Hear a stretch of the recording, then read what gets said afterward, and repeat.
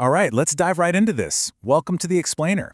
Today, we're looking at what is essentially a massive collision between environmental policy and global economics. We're at this critical inflection point right now, where ignoring the climate is no longer just an environmental hazard, it has rapidly, and I mean very rapidly, become a massive, immediate financial liability for international trade. So how do you actually make global trade green? For decades, policymakers and economists have wrestled with this giant puzzle. It's one thing to ask local businesses to clean up their act, sure, but how do you force a massive, interconnected, and deeply entrenched global supply chain to change its ways without completely destroying economies? Well, it turns out you don't ask nicely. You hit them right at the border. Let's kick things off with Section 1, the carbon leakage problem, or as it's better known in the industry, the massive loophole in global trade. Before we get into the genius of this new legislation, we absolutely have to talk about the massive workaround that existed before it: carbon leakage. It's basically the practice of companies deliberately moving their production to countries with super lax environmental laws, specifically to avoid paying carbon taxes. Imagine you're a manufacturer in a region that suddenly implements strict, expensive carbon pricing. Instead of spending millions upgrading your factories to go green, you just pack up and move your operation to a country that simply doesn't care about emissions. You haven't reduced the carbon in the atmosphere at all, right? You've just moved it off the books. Businesses were literally offshoring their emissions to dodge their environmental responsibilities entirely. And that perfectly illustrates the massive paradigm shift we are currently undergoing. The old way, it was all about evasion, offshoring emissions to avoid paying local taxes, which basically punished the countries that were actually trying to do the right thing for the climate. But the new way is all about leveling the playing field using border tariffs. If you try to bring dirty, carbon-heavy goods into a clean market, you are absolutely going to pay for it. The biggest loophole in global trade is officially getting slammed shut. Which brings us right to Section 2. What exactly is CBAM? The global rule change.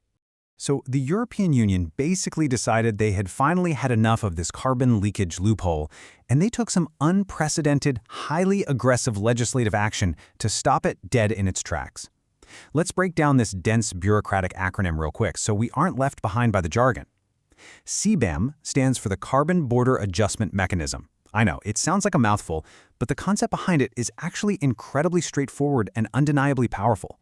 Think of it exactly like a club cover charge for entering the EU market. Seriously, think about it in everyday terms. If you want to get into an exclusive club, you've got to pay the fee at the door, right?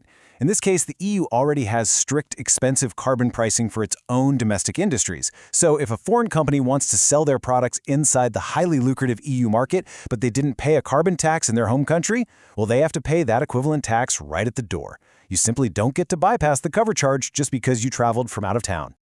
Now let's look at Section 3, how the mechanism works, or paying at the door.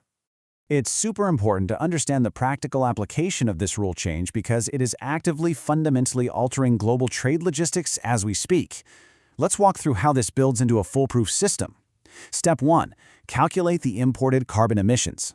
The importer has to strictly account for the carbon footprint of the goods they're bringing in. Step 2. Verify any home country taxes paid. If the manufacturer already paid a carbon tax where the goods were made, well, that gets factored in so they aren't double taxed. And Step 3. Pay the remaining carbon price at the EU border. Whatever the gap is between the home country's lax tax and the EU's strict tax, the importer pays the difference.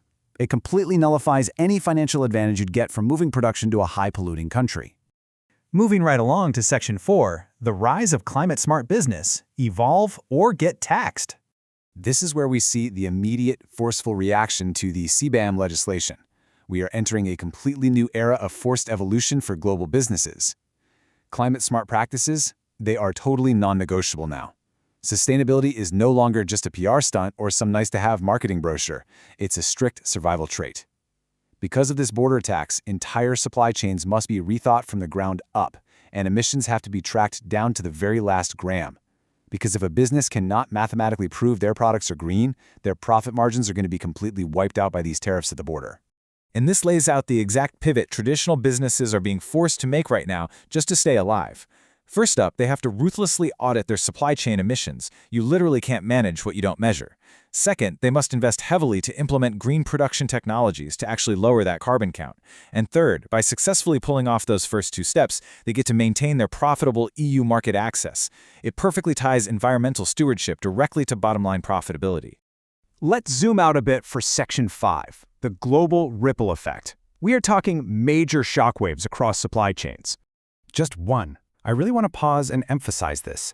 Because the EU is such a massive, interconnected importer, they are forcing the hand of manufacturers in Asia, the Americas, Africa, absolutely everywhere.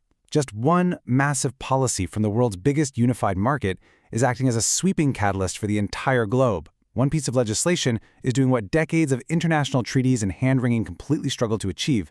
By simply protecting their own market with a border tariff, the EU has essentially exported their internal climate policy to the rest of the world.